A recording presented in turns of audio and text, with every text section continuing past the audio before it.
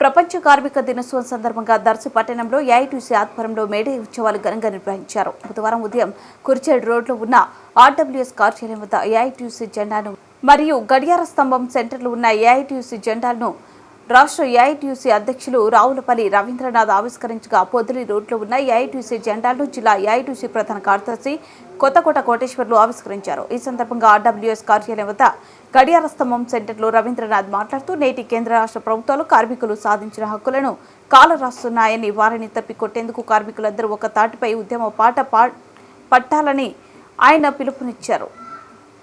అమెరికాలోని చికాగో నగరంలో పని గంటలు తగ్గించేందుకు కార్మికులు ఐక్యతంగా సమ్మెబాట పట్టి కార్మికులు చేసిన ఉద్యమ ఫలితమే మేడే అని ఆయన తెలిపారు. ఈ కార్యక్రమంలో దర్శి నియోజకవర్గం ఏఐటీయూసీ ప్రధాన కార్యదర్శి కె హనుమంతరావు, ఉపాధ్యక్షుడు జె కోటేశ్వరరావు, ఏఐవైఎఫ్ జిల్లా అధ్యక్షుడు ఆర్ కరుణానిధి, ఏఐటీయూసీ నాయకులు కల్లూరి చిన్న ఆంజనేయులు, కాసిరెడ్డి, జీవి సుబ్బయ్య, సిహెచ్ అరుణ, సింగనకొండ శ్రీను, జె శ్రీను, ఏఐటీయూసీ అనుబంధ కార్మిక సంఘాల నాయకులు తదితరులు పాల్గొన్నారు.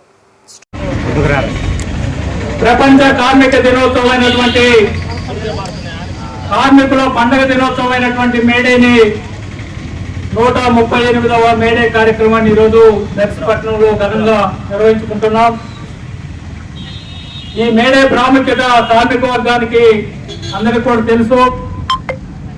138 సంవత్సరాల క్రితం అమెరికా నడిబొట్టులో చికాగో నగరంలో ఆనాడు ఉన్నటువంటి కార్మికుల యొక్క స్థితిగతుల్ని పని గంటలు లేక, విశ్రాంతి లేక, తినడానికి తిండి లేక, కట్టుకోవడానికి పట్టలేనటువంటి పరిస్థితుల్లో, కుటుంబాన్ని పోషించుకోలేనటువంటి పరిస్థితుల్లో, కార్మిక వర్గం నిరంతరం పనిచేస్తున్నటువంటి పరిస్థితుల్లో అక్కడ పనిచేస్తున్నటువంటి కార్మిక వర్గం పని గంటల కోసం ఉద్యమం ప్రారంభించి ఆ పని గంటలు, ఆ 24 గంటల పని గంటల్ని 12 గంటల పని విధానం కావాలని 130 సంవత్సరాల క్రితం కార్మిక వర్గం పోరాటం చేస్తా ఉంటే అమెరికా నడిబొడ్డు చికాగో నగరంలో కార్మికుల పైన విచక్షణారహితంగా పోలీసులు కాల్పులు జరిపి ఆ కాల్పుల్లో మరణించినటువంటి కార్మిక వర్గం, కాళ్ళు చేతులు కోల్పోయినటువంటి కార్మికులు, వేలాది మంది కార్మికులు వీధుల్లోకి వచ్చి పోరాటాలు చేస్తున్నటువంటి నేపథ్యంలో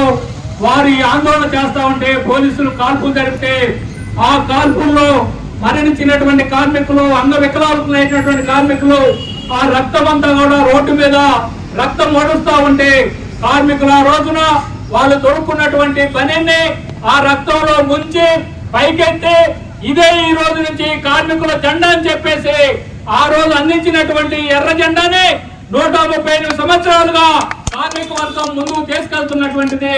ఇదేదో ఆసామాషాగా ఏసీ రూమ్ లో కూర్చొని నిర్ణయించినటువంటి, డిజైన్ చేసినటువంటి జెండా కాదు. కార్మికులు వాళ్ళ హక్కుల కోసం, వాళ్ళ సమస్య కోసం, పని గంటల కోసం, తినడానికి తిండి కోసం, కట్టుకోవడానికి బట్ట కోసం, ఉండడానికి ఇంటి కోసం పోరాటాలు చేస్తే ప్రభుత్వాలు పలకడంతో పలకరకపోతే, ఉద్యమాలు చేస్తే పోలీసు కాల్పులు కూడా లెక్క లేకుండా రక్తార్పణం చేసి వాళ్ళ రక్తంలో నుంచి అందించినటువంటి ఎర్ర జెండాని 130 సంవత్సరాలుగా కార్మిక వర్గం మోస్తా ఉంది, ముందుకు తీసుకెళ్తా ఉంది. వారు ఈ రోజు ఉన్నటువంటి అనేకమైనటువంటి హక్కులకి ఆనాడు వాళ్ళు ప్రాణ త్యాగాలు చేయడం ద్వారానే ఈ విధమైనటువంటి హక్కుల్ని ఈ రోజు మనం పొందగలుగుతా ఉన్నాం. ఈ యొక్క భారతదేశానికి స్వతంత్రం రాకముందు, భారతదేశానికి స్వతంత్రం వచ్చిందనే వరకు కూడా కార్మికులు పోరాటాల ద్వారా అనేకమైనటువంటి హక్కులు సాధించుకున్నటువంటి విషయం మనందరికీ కూడా తెలుసు.